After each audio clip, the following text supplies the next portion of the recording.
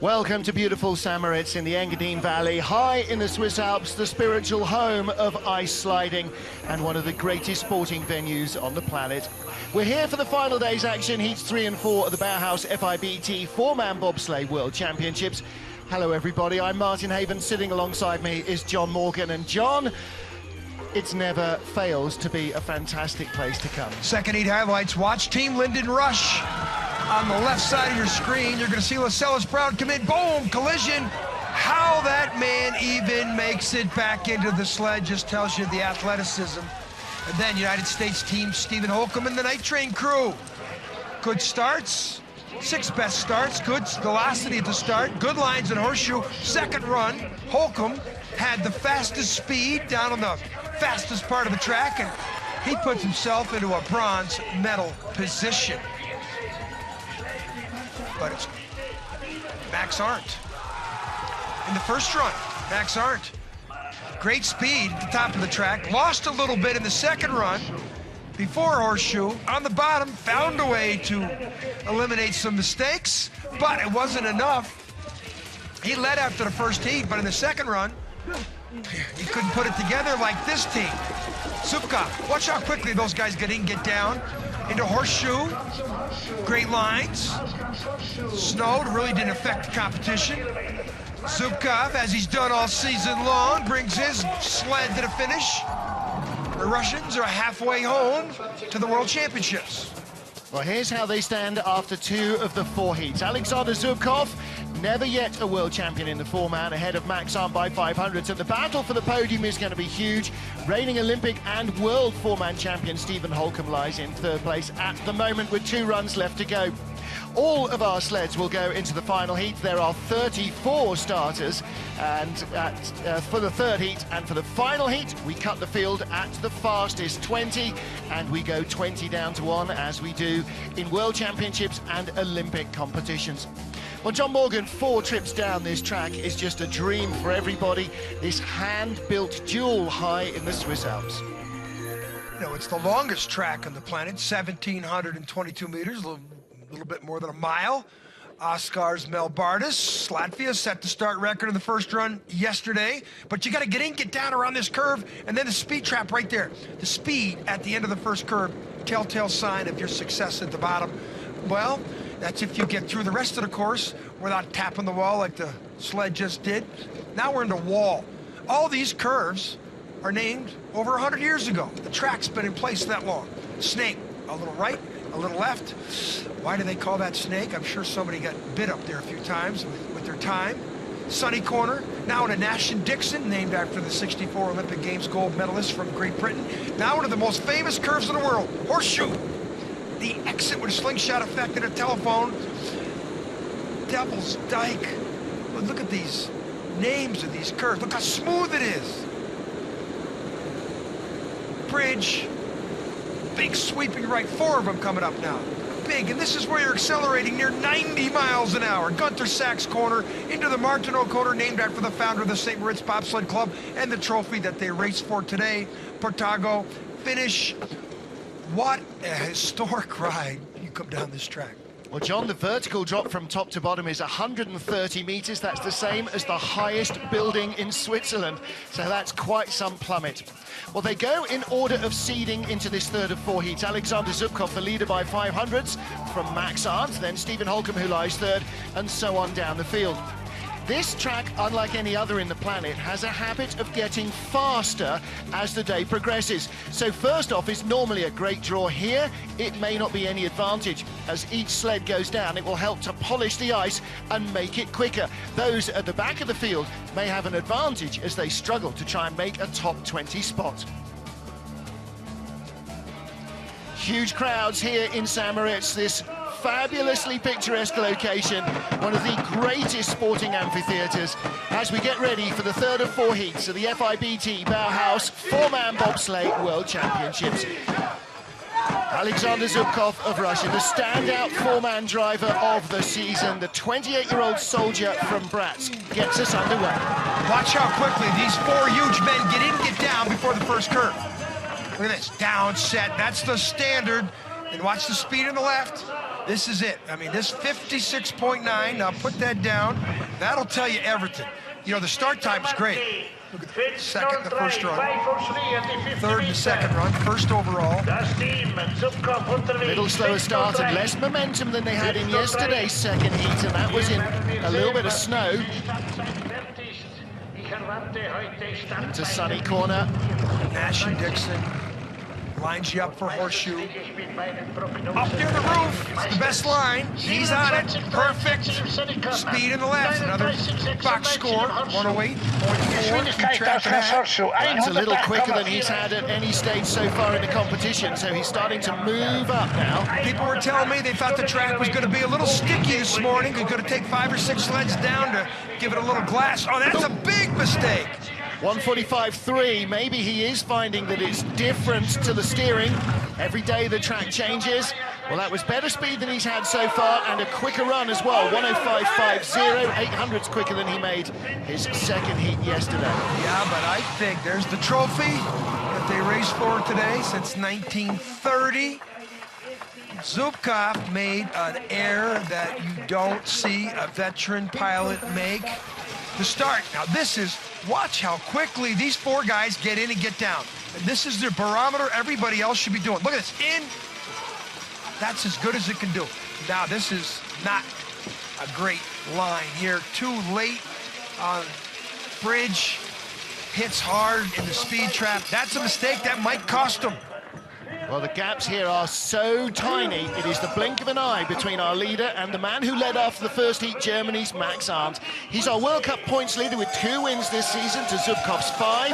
25-year-old policeman from Suhl, the same town where the great Andre Langer still resides. Best time in the first run, 9th best time in the second run. Talking to him this morning, and he's looking for a better, more consistent day today. That's all he needs, because he's got speed. 57.5. They're a full half kilometer better than the Germans. And this is what Arndt did yesterday. If he can beat the Russians at the start by 300s, he's got a chance to beat him at the bottom. And right there, they just beat him by 500s at the start. Doesn't sound like much. And then let's take into consideration the mistake that Zubkov made down below. If Max Arndt can put a big heat in here, a lot of pressure will be on Zubkov in the final run. Ooh, he touched the lip. But he got a great exit. He was 1100s up. He's 1800s up. This is great speed. That is 68 miles an hour and still accelerating really hard now. Flying. Now look at the mistake here out of lead. Let's watch the curve. Watch the rudder tips. Perfect. He's going to open up a big margin here over Zubkov. Max Arndt. 146 kilometers an hour. That is 91.1 miles an hour. Little brush between Martineau and Portago. 105.09. New track record. Jawohl, says Christoph Langen. John, that was 0.4 of a second quicker than Zubkov. Wow, that's a massive slide from Arndt. Look, listen to him. St. Moritz, Switzerland, where legends are made. That might have been a legendary run by Max Arndt right there. Into horseshoe. He hits the lip. Bang! Maybe he tried to say, I'm going to ricochet off here and fly into the bottom, because his speeds on the bottom were unbelievable. Well, he didn't panic. He brought it off beautifully there. Used that altitude to dive out and accelerate down the track. And there is Max Arndt. Looks happy, doesn't he? Yeah, but there's one more to go, Max. Wow, now then, that lays down the gauntlet for Stephen Holcomb, the 4-man world champion from last year in Lake Placid and the Olympic 4-man champion. The night train has gathered pace all season long. He's not been on a podium since December. Well, these guys are like the Russians. They're going to get in, get down quickly. The Russians learned it from them. Watch the steps. Watch how quickly they're in and down. Speed, 57 change. Quicker 57 flat, but still not as good as the as we saw Max Arndt. Now Holcomb needs perfect lines, the big speed in the bottom like he had in the second run yesterday, and he could put some distance between him and the 100th of a second sled coming behind him, Beat Hefti, but he could also close the ground between Zubkov. I don't think he's going to catch Zubkov here, but he could definitely get it close. Speed is going to be crucial. Oh, real low line there. Oh, that's a major mistake. 3,400s behind Max Arndt. He is in third place and not closing on Zubkov. 106.8. Zubkov had 108. Bad mistake. 109. He's really going to be lucky to stay in third place. He fought his way up into third in the second heat, and he may struggle to hang on to it at the moment. 145.8, 90.6 miles an hour. Track very different. Second best time. He did beat Zubkov. So he closes 300ths of a second over Zubkov. Yeah, he had a chance there. That hit on the exit of Horseshoe was worth, in my bobsled mind, 30/100ths of a second. That would have put him equal with Zubkov. Here's the line. Medium low, I said that. Remember, Arndt hit the roof. Holcomb steered, come out too early, hit the take-on. The back of the sled goes up. Boy, big mistake between Steve Holcomb and Alexander Zubkov. Look at the coaches, they know. Yep. Well, you know, the track is very different from yesterday, so he's got to guess where the steer is. Well, let's listen to this crowd. Set him up. Beat Hefti of Switzerland. In 2007 in the World Championships here, he was a world champion, breaking for Ivo Rög in the four-man. He has a chance, perhaps, to put himself on the podium as a driver. I think the Swiss crowd is going to get a little excited here. Let's listen.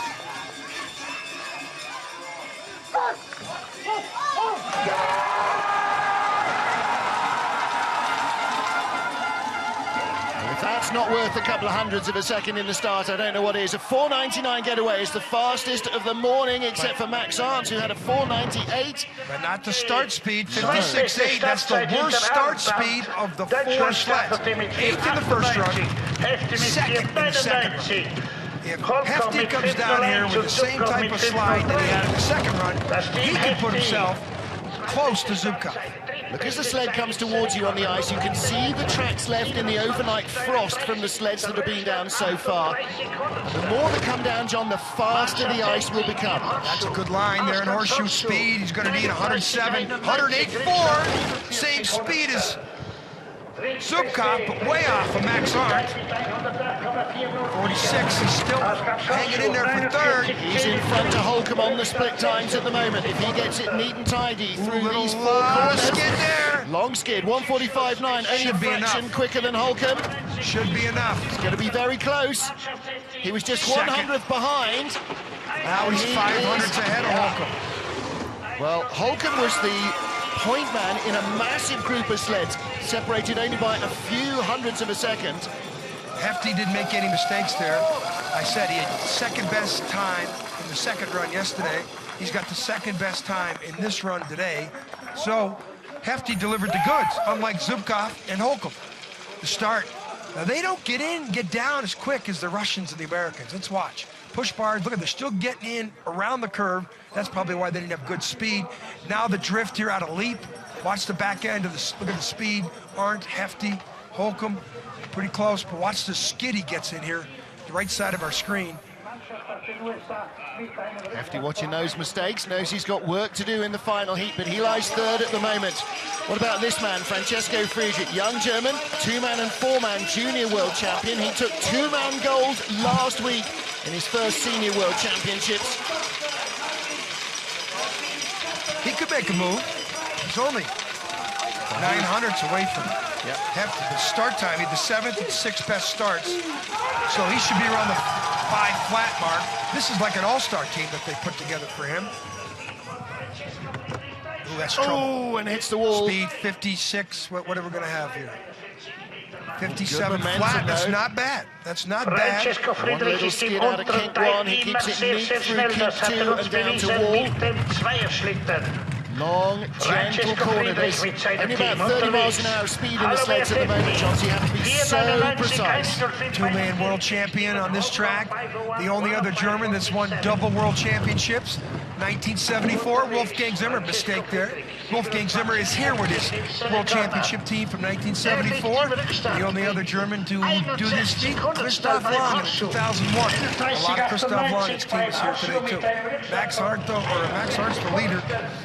This young German, Francisco Friedrich, I don't think he's going to win this competition. Well, he's got good speed again down at the bottom. These German FES sleds really hit the high numbers, 108.3 and 145.9. Good speed. It's as quick as Ben Hefti, the Swiss. Only Arndt went quicker. Now, how much has he closed? He's 1,500s behind Holcomb in third and 2/10 out of the medals. That's a lot to ask for the final run. Well, so 21 years old. Great run, Francisco. We'll have others. But this is a mistake here. Tapping up top. That's the... They get in, get down. I don't think enough time around that first curve. And Nash Dixon, this is a big mistake. Watch him take too much of the curve, come out, bang. Can't do that up top of this track. Well, every one of those is going to cost you at least 1/10 of a second. Max Arndt is our leader from Alexander Zubkov, with Bert Hefti now up into third. Huge crowds here in St. Moritz, Switzerland for this final day's action in the four-man bobsleigh World Championships. Martin Haven and John Morgan calling the action as Manuel Mahata, 6th place overnight after 2 of our 4 heats, comes to the line. In the background on the far left in the cap, you can just see Coach Christoph Langen, 2001 2-man and 4-man world champion for Germany.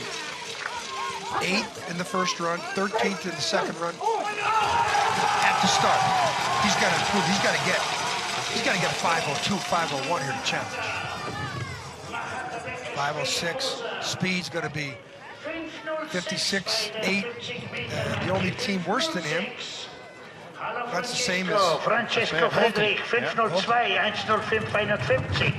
But considering the start time, 105, considering he made a mistake in the first run, he had this FES Berlin sled flying on the bottom part of the track. He could achieve the best speed at the bottom, and he's going to need to have any chance to move up. Well, in his starting crew, the man right behind him, Janis Becker, breaks for Francisco Friedrich to win the 2-man gold medal. So on this sled already is a World Championship gold medalist from this weekend. Tap there.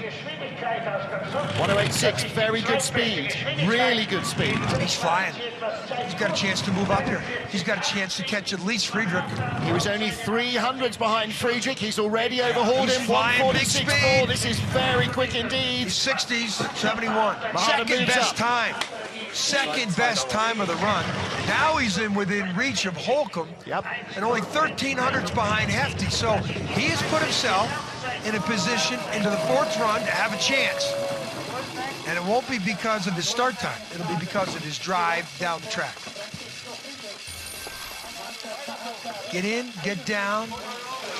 Huge men trying to sit themselves into a bathtub. Look at the arms come up. They're a little late here on this first curve. A lot of movement. Now here into the finish where it's going uphill. Speeds. I said he could get the best speed, and he's got the second best speed behind his teammate. All 3 German sleds with the best speeds at the bottom. Well, there is Manny Mahata, and here is teammate Thomas Florschutz, the man from Saxony in Germany, like Francesco Friedrich, native of a region close to Altenburg.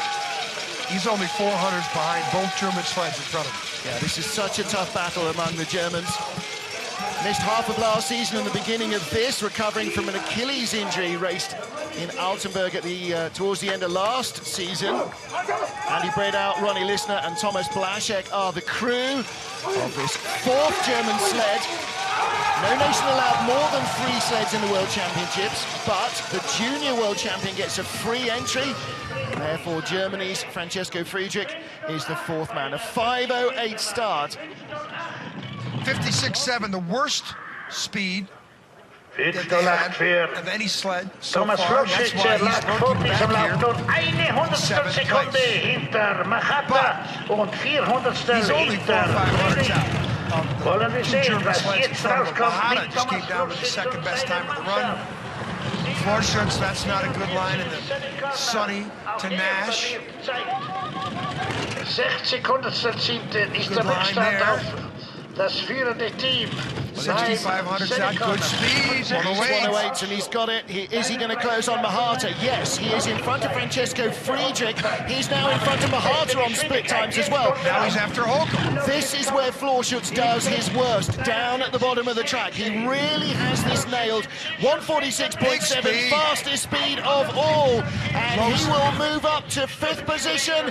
Oh, 200ths of a second behind Holcomb for 4th.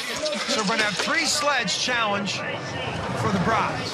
500ths apart. In fact, you could say there's 1,300ths apart for the 4 sleds. Yep. But Florschutz just drove himself into a chance for a medal, like he did last week. Remember, in the 2-man competition, he came from way back to win a medal. Look at the skid here, Sonny to Nash and Dixon. That was worth 1,500s. Uphill here, perfect lines into Martineau, now into Portago, and the speeds, it's like a German national championship. Very quick, these FES sleds down at the bottom of the track. And Thomas Florschutz in with a chance. There he is. Next up is Great Britain's John Jackson in their 4-man name. George, Stu Benson, Bruce Taskett, Joel Fearon. Royal Marine Commando John Jackson having his best season so far, lies 5th in the overall World Cup points. This could be a huge day for the Brits. They are among the fastest starting crews in the business this year.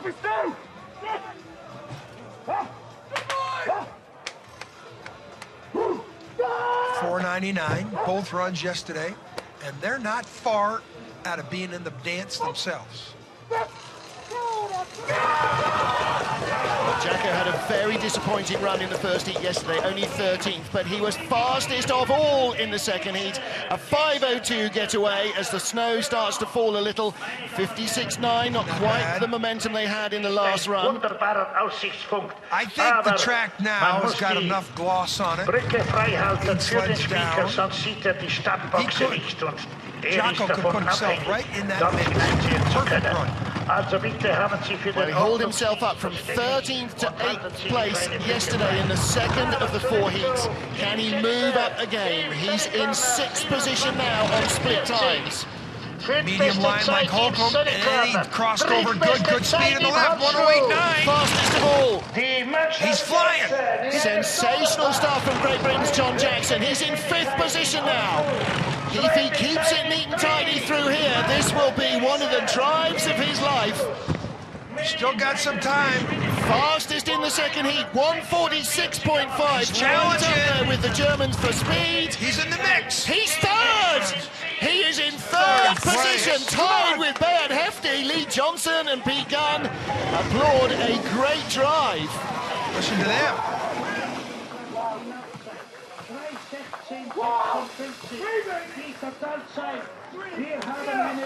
Well, the crew know it was a good start, but John Jackson, what a time to find that form. The line and horseshoe was medium low. Look at the helmets, the aerodynamics, the speed. Mr. Jackson says, I'm going to get into this dance picture, and he did. Danced himself down the St. Moritz track to a 3rd place finish. Wow, Great Britain in the medals with 1 heat to go. I have to say, I have goosebumps right now. So then, we get to our second Russian crew, Alexander Kazyanov. He lies in 9th position. Lost a few spots yesterday in the first heat. 6th quickest in the second run. I'm going to go out and say that Zubkov being the first guy down is a little bit of a disadvantage, and now the track to me is getting more favorable, and when you put a home run like Jackson just did, you get a chance to move up, and so does this Russian sled. Well, as the track keeps speeding up, everybody has perhaps slightly faster ice. Just got to make the most of it. 5:04, 5:05, they should be right there. 5:08 speed on the left, 56.5 slowest speed. Pretty much all the starts today, John, have been a little slower. I wonder if the start area is just a little frostier than it was for the first couple of heats yesterday. Air temperature was a lot lower overnight. It was down to -8. Yesterday it barely got down below freezing overnight. I was very surprised to hear from the track crew that the track was frosty, wasn't going to be fast. I thought it was cold. Ooh, mistake. Can't afford any more of them. Speed on the exit of this curve is important, and he can get it. He's got always good speed. 108.5. That's very good speed. He needs it because right behind him, just 200s behind him, was Rico Peter, the second of the Swiss sleds. You know that Peter will have more experience this year on this track. Needs the huge speed on the bottom part of the track. 145.9, that's middle. We're saying it's 91 miles an hour. We're saying he is slow compared to his rivals. Well, you improve this guy's start time. Give him Zubkov's crew. I think he has Zubkov's times. You might well be right. All he's got to do then is beat Zubkov to get that crew. That might not happen till after that thing next year in Sochi. Yeah. Mistake here, left side of your screen. Comes into Nash. Dixon, watch the left side of your screen here. Pink. Doesn't seem like much, but up where the sled is accelerating, that's a no-no. Well, it is only a 1/10 of a second, perhaps, but it's a big 10th. Lots and lots of cowbells and Swiss flags for Rico Peter, Thomas Rupp, Patrick Bobsleigh and Simon Friedrich, the second of our Swiss sleds. And Rico in 10th position overnight, but just 200s off 9th, 400s off 8th, 500s off 7th. I mean, that's how close this is. Blink, and you either gain or lose 5 spots right here. He is the worst starting time of the first 10 sleds. He had the 7th best time in the second run. And let's listen.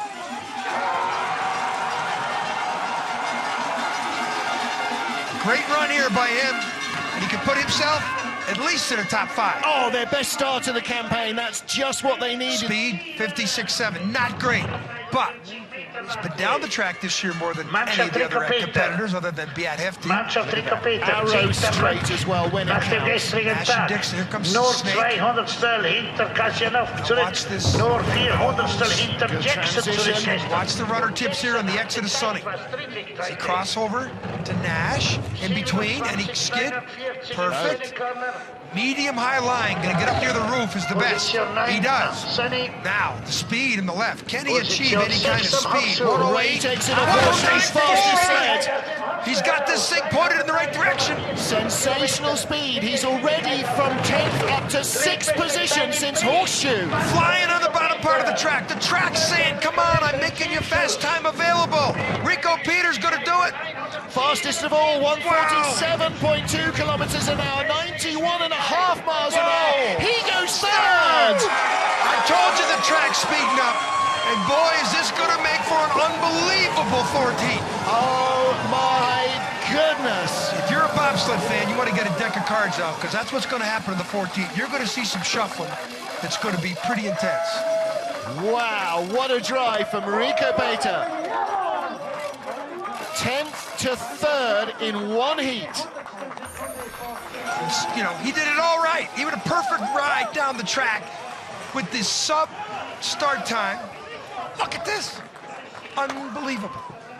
That's the track is saying, come on, the speeds are here. You make a good line, I'm going to give you the good speeds. Because now the track's warming up. There's Rico, 3rd now, 100th ahead of Holcomb and Jackson, who are tied, Hefti and Jackson, who are tied for 4th. So, who else is going to take 3rd spot? Will it be the fastest starting crew on the planet? Oscars Melbardis with Dalman Dreskins, Avis Vilsante, and Intars Dambis. 2 epic starts already in this 4-man championship. 3rd place in the first run, 16th place in the second run. They made mistakes right here, and they did it again. A huge mistake. They ran too far. Well, at 496, but no speed, they will have lost any momentum they had. Ran too far. Now, Melbardis doesn't have that great driving talent, driving a brand new sled this week. Now he's got to have a perfect drive down the track just to stay in the top level. Well, he could hemorrhage places because the gaps behind him are tiny. Next sled rushes Dmitry Abramovich just 100th behind. Look at this, he's gone from 6/10 to 8/10 back already. He's got speed, 108.8. Keeps this thing pointed. The track saying, come on, I'm going to give it to you. Just keep it straight. He's going to drop places, of that there can be no question. But how many is all that matters. 147. Still getting quick at the bottom. Still in primer, this Latvian Fourth sled. best time of the run with every bit of that mishap. Wow, that's unbelievable. He still overhauled Kasyanov, the Russian. You eliminate, they ran too far. You talk about the Russian team getting in, get down quickly. Watch what they do. They run too far. They don't need to run that far. Can't believe the coaches haven't told them that. They did the same thing in the second run yesterday, and they've just basically started themselves out of a medal. Now watch, remember the Russians and the Americans, how quickly they were in? Watch these guys. Driver can't get his hands in. They're still not down, and bang. Driver's not even got his hands near the steering. They come out of the grooves. Sled's got a mind of its own. Oscar's Melbardis. If he figures out how to start the sled, look out, and then drive, look out next year in Sochi. Max Arndt, Alexander Zubkov, and Rico Pater are the top three here after our first 11 sleds. Dmitry Abramovich of Russia was just 100 of a second behind Oskars Melbardis, the Latvian, after the first two heats.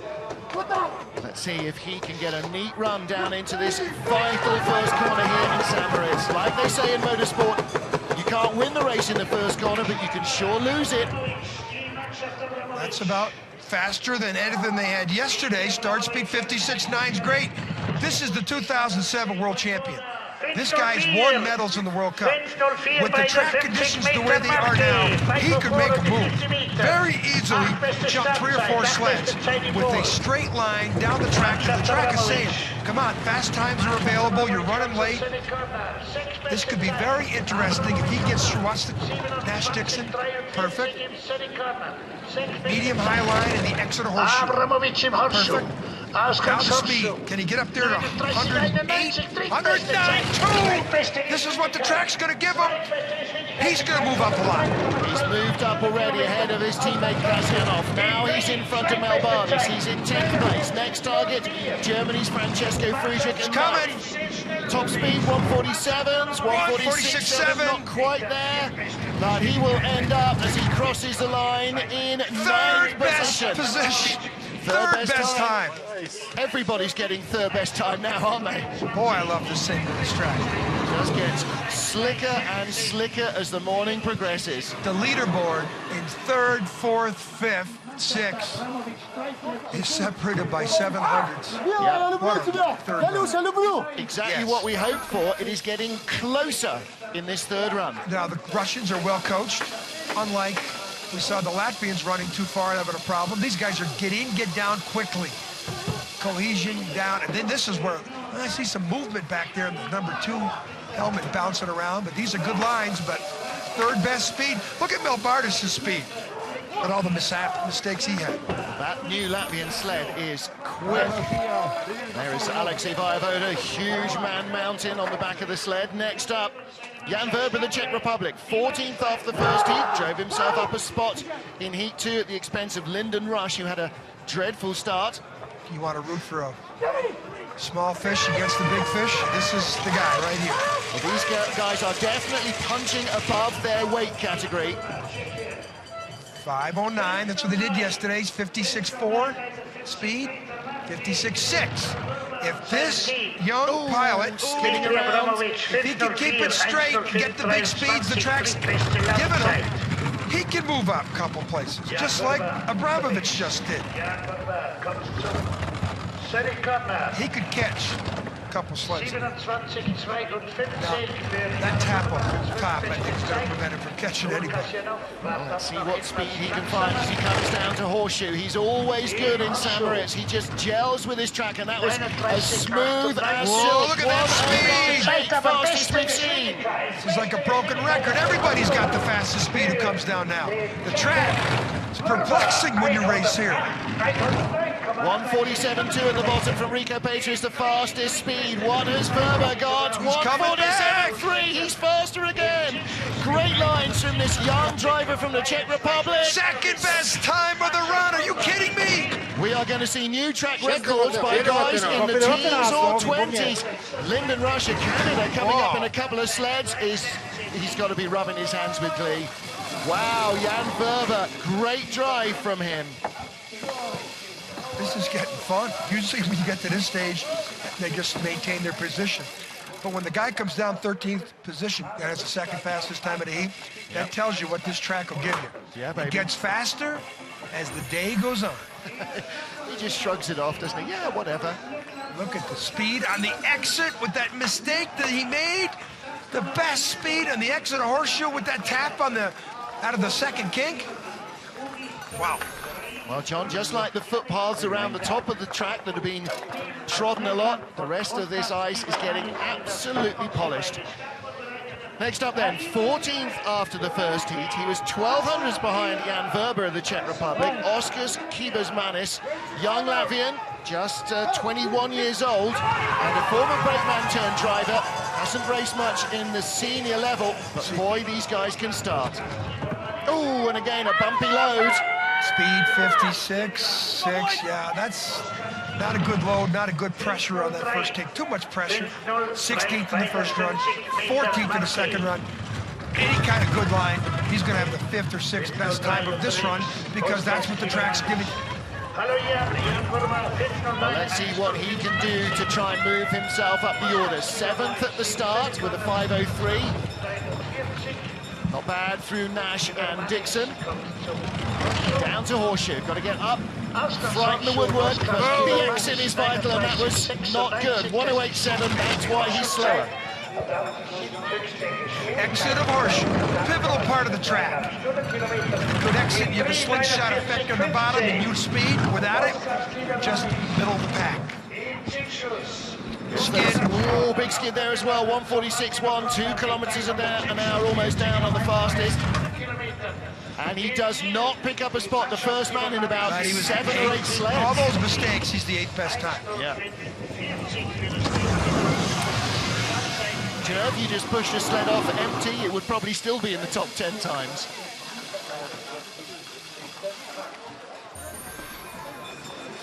Horseshoe. Okay. Watch the left side of our screen. The take on the curve up here, telephone. He hits it before the take on. The sled's airborne, the back of it. Not a good transition.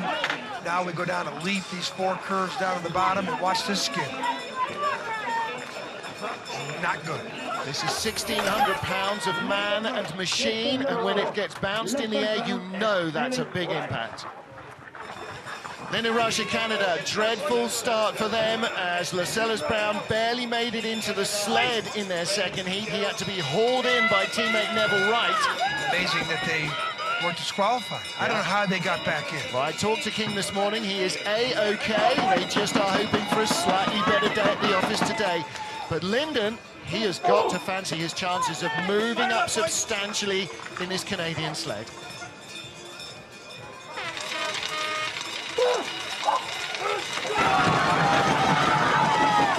Jesse Lumsden on the left, on the right as we look at it, gets in first, and then they're all neat and tidy into the first corner. 5:06 getaway, there you go. 57 flat, no, 56.2. That's some of the slowest. Yeah. That's some of the slowest start speed we've seen yet. So I think they got a little hangover from that second heat yesterday because that was one of the lowest start speeds we've seen of all the sleds. Now that is perplexing because 5:03, they should have been, 5:06 should have had decent speed. Good lines. Linden Rush could move up to the top 10. 9 we saw. Oh, 1:08.7 is good. These aren't the magical numbers we saw a couple sleds ago. 4-man Olympic bronze medalist. He is still not moved up 1 spot. Still in 15th place where he was overnight. Where is the speed? 1:46, not 1:47s. Sled not finding the speed it needs. 11th fastest run, not 3rd or 4th or 5th, which rather thought he might get. Back to the drawing board on that start because there's no way these 4 powerful athletes should have that type of a start speed around curve 1. Something happened there, 1 extra step, but they weren't confident of their start because they should have had high 56 speed at the exit of curve 1, and they had one of the lowest speeds of the 15 sleds. Watch them get in and get that. It seems like 1, couple, 2, 3. Marcellus Brown looks like he was 2 steps too far. And maybe that's when you start pulling it back, but this little skid up top, this is out of the snake, I think. It looks like Lascelles Brown, although he was okay this morning, may not be quite as okay. I think he ran 1 step too far. He may just have felt something tighten up in the groin as they were sprinting. Well, leaves the door open for Edwin van Kalker, returning from a hamstring injury pre-Christmas. 2 weekends ago, he sat in the 4-man race and was pushed off by his crew. Now he feels that he is fit enough to actually put some effort into this. 20th best start in the first run, 18th in the second run. These guys should be in the top 5 or 6 of the starts. Well, that again shows that he is just not as fit as he would like to be. 50%. Yeah. But get in, get down, get a mid-56 start speed. 56.4. 5:09, that's a big effort from these guys. Now, Edwin van Kalker has a good run here. He can take this sled into some of the best speeds in the bottom part of the track and move up 3 or 4 sleds. He has that ability. He's got a good piece of equipment. He's got the experience. Edwin's only wrap, besides that hamstring problem, is the consistency from heat to heat. And the other thing is, I've always busted up on the Dutch about their aerodynamic proficiency, the way they ride in the sled. These helmets look buried in the back. They told me the other day, he said, hey, John hasn't criticized our 109 for a few weeks. They've been really working hard on bringing the speed back, especially because they know they don't have the start at the moment. Look at how low this 6'7" driver is in this sled for aerodynamics. You can barely see his eyes above the cowling. This is huge speed at 147.9. He's picked up 2 spots already. Fastest sled at the bottom, the Eurotech sled really motoring. Second best time of the run. Edwin van Kalker just did everything he needed to do. And that is exactly what I expected to see from Lyndon Rush. Van Kalker, 0.3 of a second faster than Lyndon Rush, who was the sled before him on the ice. So what happened with Lyndon Rush's drive? Edwin holding the sled there as the guys get out. Speeds, bottom part of the track. I said he could get there if he does everything right. Every once in a while, this is what Edwin van Kalker could do. If he had the start that he used to have, he'd be in the mix. If he was fit, they could be top 6. Absolutely top 6, right. they'd be right in the top 3 with his start time. So 20th in the first heat, 13th in the second heat. Currently the 3rd fastest run in the 3rd heat. Max Arndt leads for Germany. Alexander Zubkov, the overnight leader, bumped back to 2nd. Rico Peder has climbed to 3rd. We have a very close battle for the medals. Halfway point in our field, sled 17 of 34. Tiny little sugar frosting and snow dusting down, not like the heavy falls we had yesterday. Simone Battazzo, the first of 2 Italian sleds in the competition, and by far the most experienced. 2-man bronze medalist last time the Worlds were here in 2007. Start time deficiency, 21st place in the start both runs yesterday. Speed 56 low, much like Lyndon Rush, but this is another guy to put into that speed merchant category. At the bottom part of the track, he could achieve the speeds we just saw the Dutch sled have and move up a couple places. Last time an Italian won the World Championship gold here in St. Moritz was 42 years ago, and he was the last non-German or Swiss to do it. It's been a massive period of time that the Germans and the Swiss have dominated the sport, especially here in the World Championships in St. Moritz. There's our 109 speed. Very quick. This will be a top 5 run in this run. In this heat. He's maintained the 141. He's been down. Now he's got a skid at 146.7. Good speed. 12th best time. I find that disappointing, but I also found Lyndon Rush's time disappointing. They both had the same start speed of 56.2. Well, you can see that it's not the conditions that's having the effect, because Van Kalker laid down a smoker between Rush and Battazzo and jumped 3 spots. Neither Rush nor Battazzo moved at all. Little tap, Nash and Dixon. Can't do that. Now the skid down here out of leap into the Martineau curve.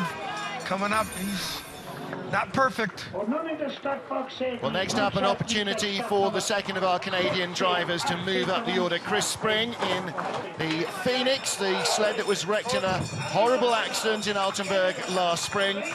It has been rebuilt by the Eurotech boys. They refuse to let it die. Jean-Luc Carrière, Cody Sorensen and Sam Giguère, two French-Canadian football players on the back of this sled with Spring.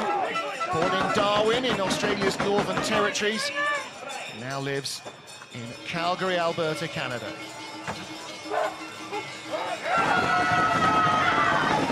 Here comes Canada #2, currently in 18th place. Start is going to be so crucial. 12th best start, 5:07 speed, 56 and 7. Good. That's great. Chris Spring. Oh, Chris. Commentator jinx. Yeah. Well, he managed to hold the slide without too much fishtailing. That'll have taken a fraction out of the speed. Yeah, but when you got the 12th best start time and then make a mistake like that, it's going to be tough. He might be able to achieve some good speeds down here, but he threw away a lot of time up top. Watch the left side of your screen. Perfect. Leap through Nash and Dixon up to Horseshoe. He's got the line right. Here we go. Nice dives. Dives out perfectly. Can he get 109 speed, 108.6? This could move him up in front of Simone Batanzo of Italy. He was only 400s behind the Italian. 147 would be great speed for the Eurotech sled. Can he find it? No, like Lyndon Rush, the sled has not got the speed at the bottom this morning that it needs. A brush on the wall means he won't move up either. 14th best time at a run. So it's either the track's not going to give up any more good time or speed. Well, it was only 4 minutes ago that we saw Edwin van Kalker lay down the third fastest run of the heat, a 1:05.14. It can't be 0.3 of a second slower immediately. Medium high line and Horseshoe. The exit out of the curve. That's pretty low there. Medium low line that time. Listen, out of Horseshoe, the two Eurotech sleds, 108.6, 108.7, and at the bottom, 146.4, 146.2. They're not getting the speed. Well, we got some flags. Yeah, and some Austrian support. Only a couple of hours drive from Innsbruck, Austria. Jürgen Loacker, Matthias Adolf, Markus Sammer, and back on the crew for the four-man, Martin Lashkovics. Lashkovics coming back from a season-long hamstring injury. He's been a long-time brakeman for Jürgen Loacker. Brock on the top right-hand corner, counting down from 60 seconds. When the light goes green, you've got a minute to leave. They go instantly. His nemesis start time, 19th best start speed, 56.1. Yeah, expect that. Oh, that's not a good line there. Jürgen. Aerodynamics back there. You see a bunch of shoulders. Now, he gets perfect the rest of the way. He had some of the best speeds in the bottom part of the track yesterday in the first run. Oh, big skid through Nash and Dixon. That's going to cost him. Oh, dear. No chance now. He might have gone with some runners that don't give him the control, because this is not a Jürgen Loacker run. Oh, this is horrible for Loacker. He is going to sink like a stone, John. He'll be lucky to be in the top 20. This is some horrific. He might have gone with some runners with no control, because these are not the lines or the speeds that we see Jürgen Loacker get on the bottom part of this track. Maybe he went a little bit on the risky wild edge, yeah, and it has not paid off for him. He's going to be lucky to stay in the top 20. Wow, he dropped 1.2 seconds to the leader on that run alone. That is a horror story for the Austrians. If he makes the second heat, we're going to see some really horrible runs between now and our last sled. Yeah, he was only 30 hundredths off the time. Look at that. Height in Horseshoe, but he kept it on much too long and had to haul it off. That was a crash. That was how not to do it, all the way down the track. Look how low he's coming over with a skid. Hits the take-on. Nobody has hit the take-on that part of that curve. That was close to wrecking. That's as close as you get. Yep. Awful. I'm afraid that might be the last time we see him today. Next up, Nick Cunningham of the USA. The surfer from Monterey, California. He's got Adam Clark, Andy Dreibel, and Chris Vogt on the back of the National Guard sled. Cunningham, his rookie season on the World Cup. First time in St. Moritz in his life for this World Championships for two-man and four-man. I expect a big start from this crew.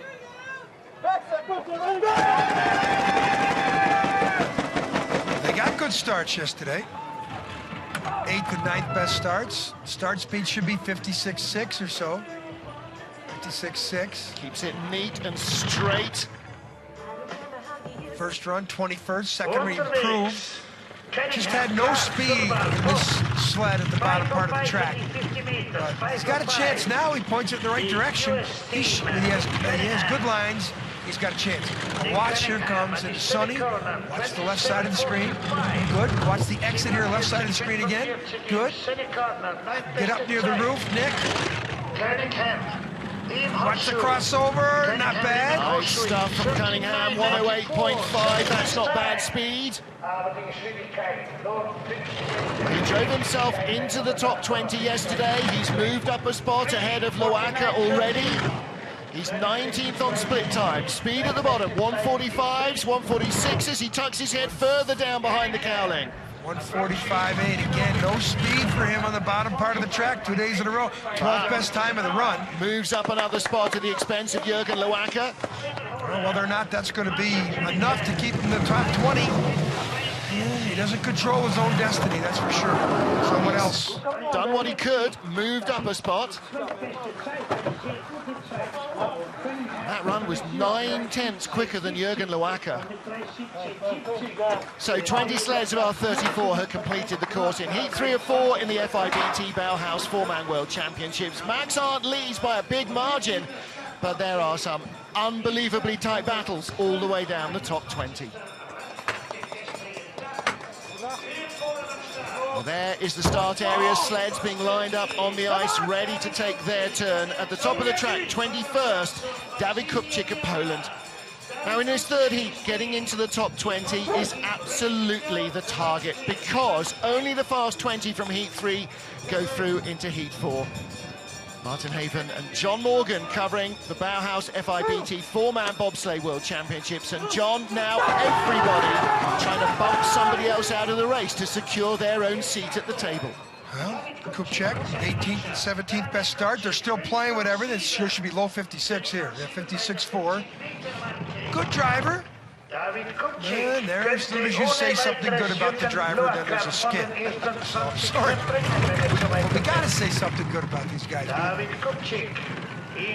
Snake. I'd like to know who gave it the name Snake. I'm sure it's because his time was snake bitten at the bottom. I think so. Two-corner combination, so they call it Snake.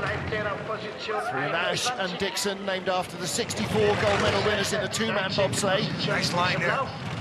Speed 108.7 or so, 108.6. Always does well on this track. Like Jan Verber, he always seems to end up somewhere in the teens. Well, he's in the race at the moment at the expense of Jürgen Loaka. He's 20th. Now, can he pick up some speed? A lot of movement in the back of that Polish sled. Not a lot of good air flowing over the top of Kupczyk.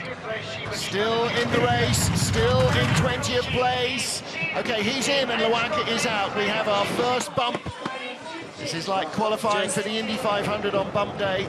It is all about 20th spot, getting into that vital 20, because the trophy, as they come into the finish area, will be awarded to only the fastest of our last 20 sleds. Crossover into Snake. That's a lot of energy from the right to the left. Now down here, look at the shoulders. Look how high everybody is in that sled. That's not good air flow over the top. They call that dirty air. Dirty air's not what you want. Sleds are starting to skid around a lot now as Hawaiian-born Justin Cripps comes up for Canada. Tim Randall, James McNaughton and Graham Rinholm, part of Chris Springs' crew formerly. Justin Cripps breaking in the 2010 Winter Games as a brake athlete, now driving in the 2013 World Championships for his home nation. There's a big gap from where he is in 20 seconds to 20th spot. After the first heat, it was nearly half a second. 9 and 13 in the first heat, 5:10. Speed, 56.3. Now, good. the only thing wrong, I think, right now is the previous two Canadian sleds didn't have very good speed all the way down the track. So maybe these Eurotech sleds, and I'm sure they've got all three of them set up exactly the same. The drivers provide all that feedback. Very valuable, like a auto racing team, having a couple of cars in the competition. And of course, Eurotech formerly were an auto racing team, and they have brought all of that track knowledge to bobsledding.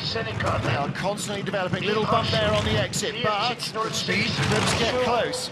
He needs high 108s. Justin Cripps has had a good season. He's been in the top 10 a couple times. He's one of the races, I think he was Canada 1. Most impressed with Cripps. He's had a good season. Great rookie season, 146.1. What's he got? Is he going to move up into the top 20? He just moves ahead of Loaka, but it's not enough. 21st place. By 800s. Wow. No, consider 2400s. 3/10 off the 20th spot. So their World Championships is done. Where's the goggles?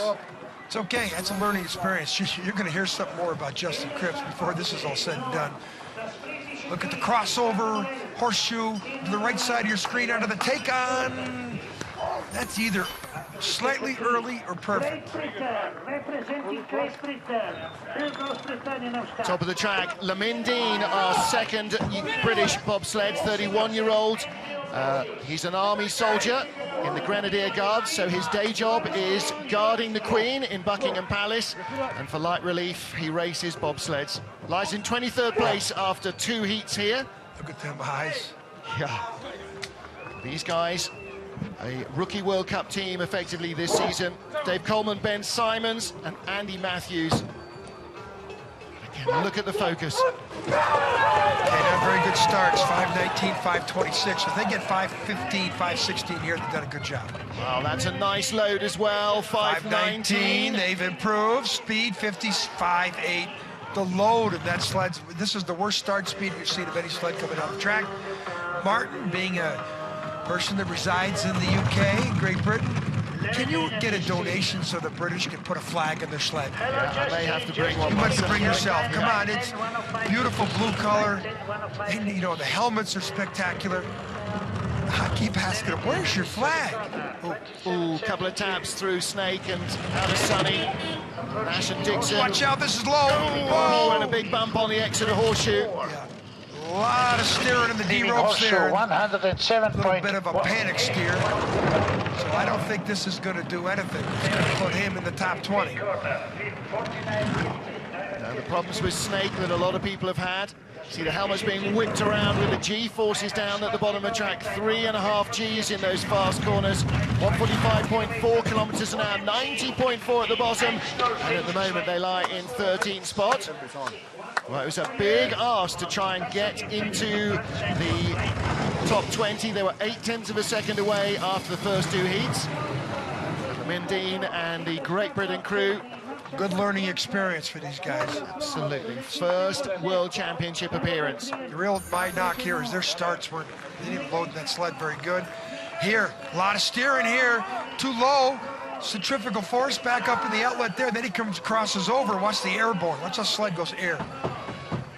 That is a lot of energy going in the wrong direction. Here too. Oh boy, that might be the latest sled coming out of that finish so far. Yeah. Nearly rolled it off the final corner, but they got down safely. Next up, the French Loïc Coster-Grom and Irish Florent Ribet and Jeremy Bouterin in 24th place of our 34 sleds, and a very late lows. They couldn't get themselves sorted out. 56 flat, still a half kilometer better than the British team, 26th, 23rd. This young French pilot had a pretty good emergence in the second half of the season. He had to finish in the top 15 at a couple different races, and he did to get into the World Championships. The French Federation, he was right in the bubble. I think he finished 16th, he needed to finish 15th. The French Federation finally relented and allowed him to come. And he's been great. It's just great to see the French have a competitive team like this out on the circuit. Well, it's all starting to build, isn't it? We returned to La Plagne for the first time in a decade last year and again this year, so the French track is back in World Cup use, and there is a French team starting to make some waves as well. And that's a great track, that French track. All the athletes love that track in La Plagne. Speed, challenge, it's long, and maybe that'll produce a little better start time. That's a good run from Loic Coster. 109.5 speed out of Horseshoe, and then as the brakeman pulls on, they've got to do something to cover the gap where the brakes drop down, because he just gives himself an icy blasting with snow. Covered in snow at the bottom. Crossover here. Out of Devil's Dyke, those fast four corners, and then watch the brakes. Hey, guys. Can you tell when they come on? There's a whoosh at the driver. Oh, the brakeman is that. turning his head to the right, going, oh, another 20 seconds of this. Yeah, he's done it twice already. He knows what's coming. So Loic Coster currently lying in 24th position as we get ready to see our 25th of 34 sleds in this heat. And it is Serbia's Vuk Radjenovic, another tiny nation in terms of bobsledding, with this four-man sled as their only World Cup entry. Uroš Stegel, Nikola Milinkovic and Damian Zlatnar are the crew. Vuk's dad is the coach, the engineer, and quite likely to be partial the sponsor as well. Boris Radjenovic is his dad. Oh, Vuk, what are you doing? Can't get comfortable. That is how not to do it. And the lowest speed by 4 kilometers, 5 kilometers down to the top sleds. He did pretty good out in Innsbruck. He finished 11th in a four-man race a couple weeks ago. Yeah, had a superb day there. And it just goes to show, when you can produce those results, you know you've got it in you, but it's the time on the ice to give yourself the consistency that so many of these newer drivers lack compared to the outright front runners. Everyone says it takes at least 4 years to get used to driving a bobsleigh, and frankly, probably about a decade to get really good. And not everybody's the best. There's no gray area in talent as a bobsled driver. You either got it or you don't. If you don't have it, it's pretty tough to develop. You have to be born with that instinct to turn these sleds down the track at the world-class level that we see here today in St. Moritz. And again, like race car drivers, not everybody is the world champion. So you'll get good, great, and outstanding in any sports. For every 100-meter sprinter that can break 10 seconds, you've got one Usain Bolt in a generation. Well, that's a horrible long skid. Now, these walls, because they're hand-built, as you can see clearly, are not straight. They are bumpy. They're very glassy, but bits stick out and drag the sled if you touch them. You don't just get a straight tap. Quite often you get kicked sideways, and that's what happened to Vuk in this Serbian sled. Their day is done. Next up is Andy Niago of Romania, Marian Jorga, his brakeman, Paul Septimum Muntean, new this weekend at 3, and Danut Moldovan on the back of the sled. This young Romanian pilot, we saw him finish in the top 15 up in Winterberg, but that sort of ends any chance for him to move up.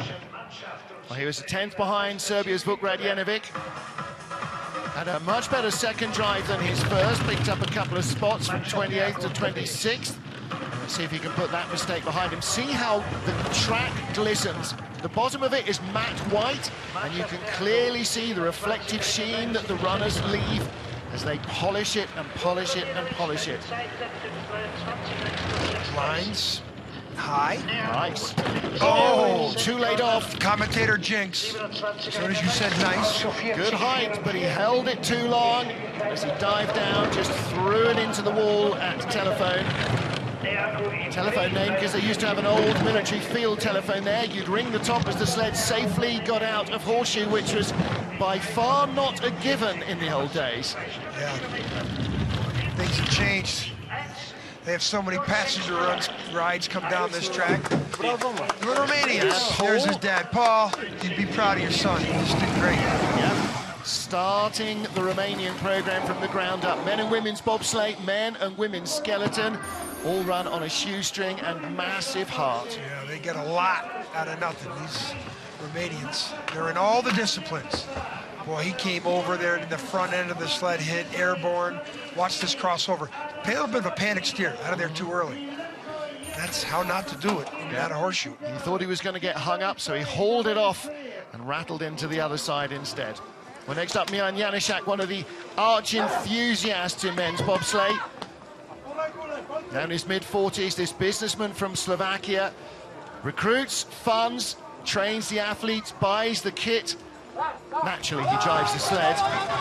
Martin Tezovic, Vladimir Simic, and Adam Zavacki, the crew, neatly into the first corner.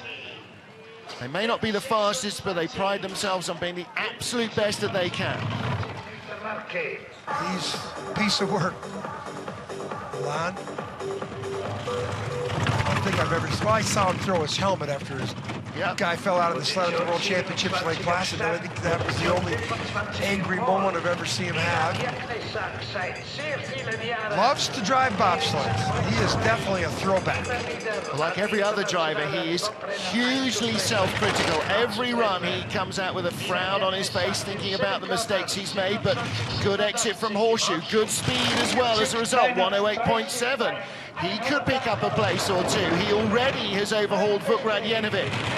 So he moves up a spot. This is a good final run from Milan Janešák. He's not going to get close to a top 20 spot, but his last run may well end up being his fastest and his neatest to the World Championships. Good speed on the bottom. That is really good, and that is over a second quicker than his best so far. Milan, that's a good way to finish. Well, the track quicker today, and he made the best use of it. He moves up a spot. In fact, he moves up 2 spots ahead of Romania and Serbia. So 3 tiny Balkan nations battling each other. Oh, the start, in, get down, sit down quickly beyond that first curve. Pretty good start. Very, very efficient. They really get in nicely. There's Milan taking his helmet off for the last time in his World Championships. He should be happy with that. Well, next up, a brand new athlete to us, Lukas Schnitzer, the 24-year-old ex-alpine skier from Italy. First time we've seen 2 Italian 4-man sleds in the World Championships for a few years. Fabrizio Tossini, he was the last one, retired after Vancouver. Since then, it's only been Simone Bertazzo on his own. He's got some real inexperienced guys on this crew, but again, 30th place in the first run, 27th, 28th best start, speed 55.4, yeah. Same start as they've produced in each of the runs. Well, that's good consistency. Let's see if he can keep the things pointing in the right direction. Well, you know, you've got to start somewhere, and to give a young driver, just 24 years old... I like the fact that he came from ski racing. So he's got that instinct. You know, if he can find a way to push the sled, if he can start the sled, if he can run, he's got a chance in the sport. If you can't run, and you aren't over 200 pounds, stay skiing. You know, there's no room for people who can't. Good speed, 109 kilometers an hour. He's the first in about 10 sleds to get out of the 108s. In fact, more than that. The last one was his own teammate, Simone Bertazzo, 12 sleds ago. Well, he's got that coach at the top, Wolfgang Stampfer, who was king of the Speed Merchant Club for years. 45.8 is good speed at the bottom as well. Now, will he pick up a couple? 25th. 1 spot ahead of Radjenovic. Antonio Tartaglia, Olympic champion brakeman with Gunter Huber. And he's responsible for the athleticism, for the load, for the push. And then Wolfgang Stampfer responsible for the rest of the track inside the driver's head. Well, they move up a spot with their final run as well. Good speeds from the Italian sleds. Yeah, it was really good lines. It's great to see it. Hope we see more of them. Nash Dixon, that's a no-no. Yet to start a World Cup race, and here is another driver yet to start a World Cup race. Third of our Americans is 18-year-old Cody Basque from Whitehall, New York. Started sliding in Lake Placid, aged 8 in the Pee Wee bobsleds. He's already had 8 gold medals this season in the North America's Cup, the second tier of sliding in the USA, and that's how he's earned his place in this US squad. Start time's been their nemesis. 24:33. 20, that's not bad. 5:17 that time. That's their fastest. Cody, watch the kid grow up at the Bob Run. Dad up there every single night for the Pee Wee bobsled program. My nephews were in that same Pee Wee program. And Cody is just obsessed with driving a bobsled, and his successes at this age speak for themselves. Well, I was talking to him, I said, hey, you know, 18 years old, your first World Championships, and he just kind of grinned shyly. Yeah. Then the guys were saying, no, it's not his first World Championships. He was a brakeman at 16 in 2011. Because they had, the U.S. team lost a couple guys to injuries, and they had to get 3 teams into the competition. So he came over from a junior Olympic practice in Innsbruck and slid in the 4th row. So 18 years old, his second World Championships. He's done 1 as a brakeman, 1 as a driver in the US 4-man. 107.2, 66.6 at the bottom. He's got 144.5, 90 miles an hour through the final couple of corners and across the line. 106.16, and that is his best performance by over 0.4 of a second. 19 years old, pretty unbelievable. It's nice to see a kid come out of the junior program in Lake Placid, which they spend a lot of time on. Local kid, you know? Yeah. Whitehall, New York. Ooh, up there high. Head way above the cowling. I think he's got to start looking at Edwin Van Cocker and stuff and get his head down a little bit more. Well, he's got a decade more experience at this track like Edwin. He may well be tucked out of sight. He'll figure that out. He's looking where he's going because he doesn't want to dump those guys on their heads. Well, next up, one of the most experienced drivers in the field, Monaco's Patrice Savelle, with his crew, Boris Fin, Elie Lefort, and new brakeman Brice Noir, who's a track and field athlete originally from Ivory Coast on the back handles. It's his first ever bobsled race for Monaco. Gotta like that. Straight in at the deep end. Get in, get down quickly. Not bad. Start, 30th best start speed, 55 and what? 55.4. That's way out. But Patrice, look how low he is. He's got his eyes barely above that cowling, which you should. Got a rented Swiss sled, a Hilterbrand. They're always quick on this track. Let's see what he can produce. He's got plenty of experience. He's a very good driver. But again, if you are going into the ring with one hand tied behind your back, which is what the start means, then it's hard to punch above your weight. Great exit from Horseshoe. Speed 108.9. There you go. He knows what he's doing here. This is much better lines than Patrice had yesterday. Can he pull himself out of 30th even, up into 29th or 28th place? Should.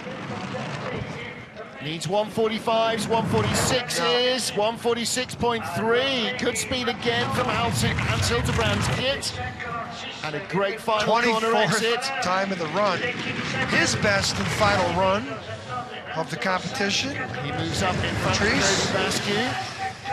And again, John, you know, when they're starting 30th and finishing 23rd or 24th, you know that it's not a driver problem so much. Well, with that start time to finish like that, I mean, if he had any kind of a start, he'd be in the 12-15 area. So we have 4 sleds to go here. Max Arndt is our race leader. The overnight front runner, Alexander Zubkov, tripped and stumbled a little in this 3rd of 4 heats, but the battle for the medals is far from over in St. Moritz.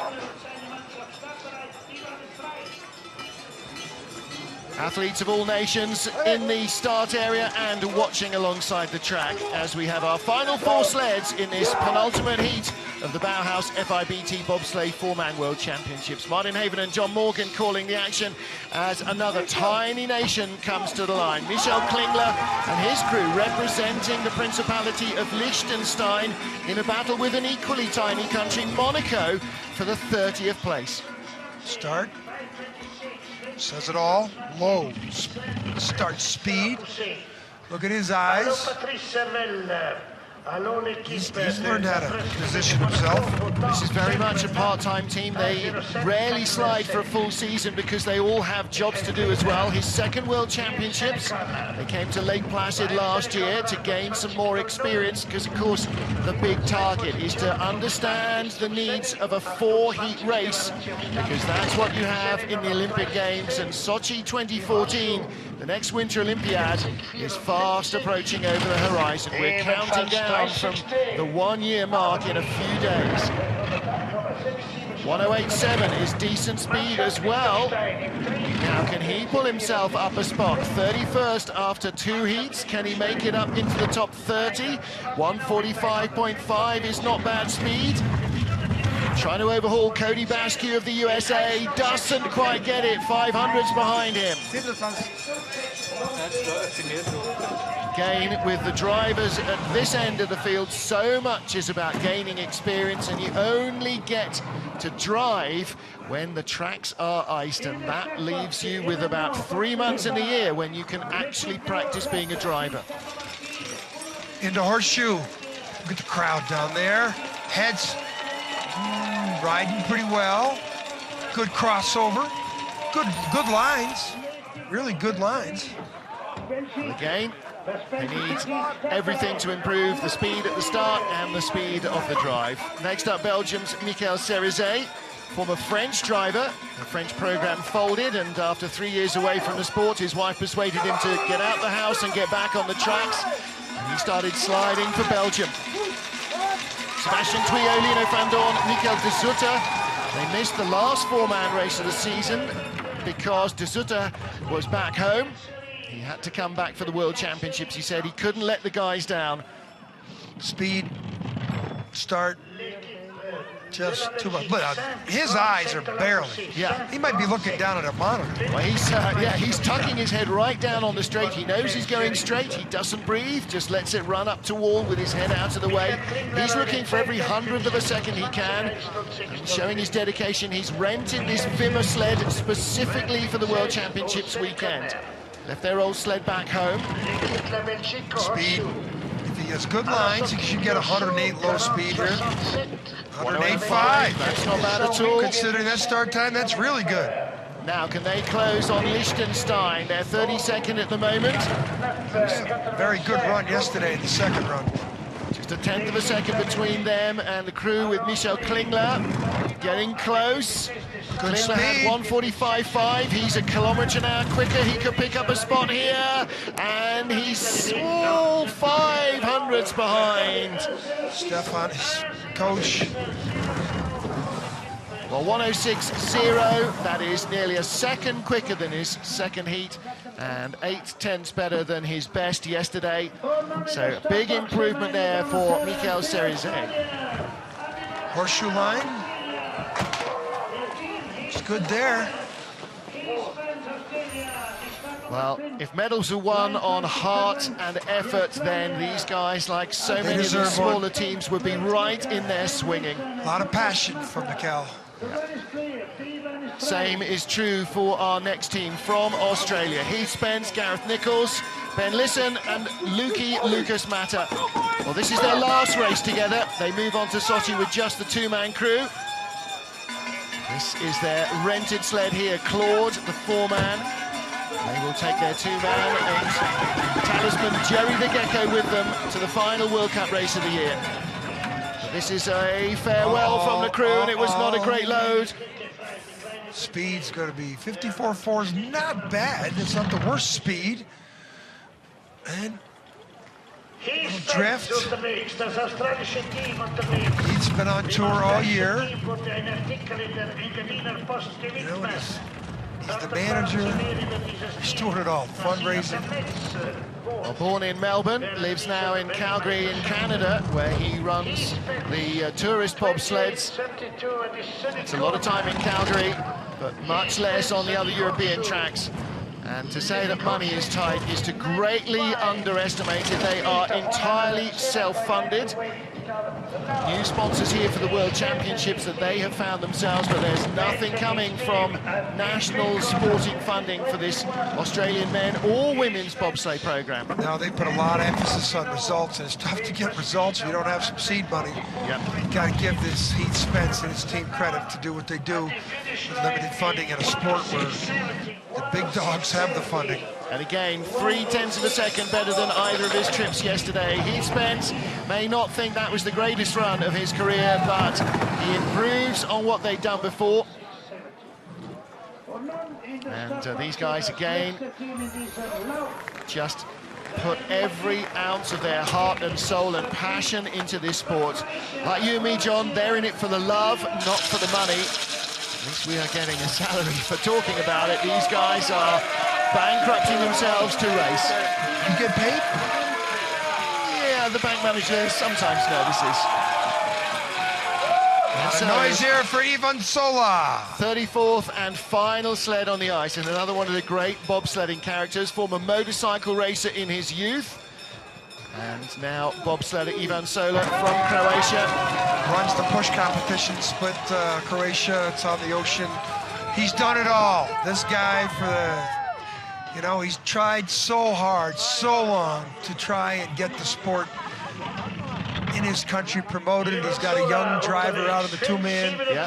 He's got some athletes in the scouting program, women's competition. So Ivan has been a great promoter of the sport in his country. On the second of his brakemen, Drazen Cilic, the man right behind him, is in fact the new young driver as well. He drove his first ever World Cup two-man race a couple of weeks back. Track and field background. Yeah.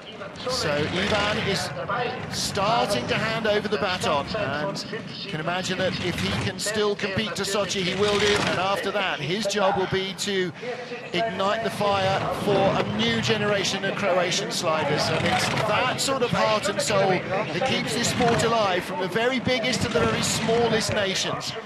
It is a passion. I go so far as to say it's almost an addiction for a lot of these sliders. Realistically, come on, there's got to be better ways of spending your time and money, but they love what they're doing. Look on, through and finished, Ivan. Another nice day of promoting your sport in your country. Absolutely right, representing Croatia proudly. 34th of our sleds in this third of 4 heats, and all safely down. That was not always the case here. The first ever iced track built for the St. Moritz Bob Club. 13 sleds started, just 4 made it, and a lot of the athletes were taken to hospital. Ivan Sola was almost blinded by perspiration or steaming up in the first heat, but he's okay now. Max Arndt from Germany. Wow! He came out and made a statement in the third run. He made no mistakes. Everything he did was German precision. Start, the drive down the track, perfect.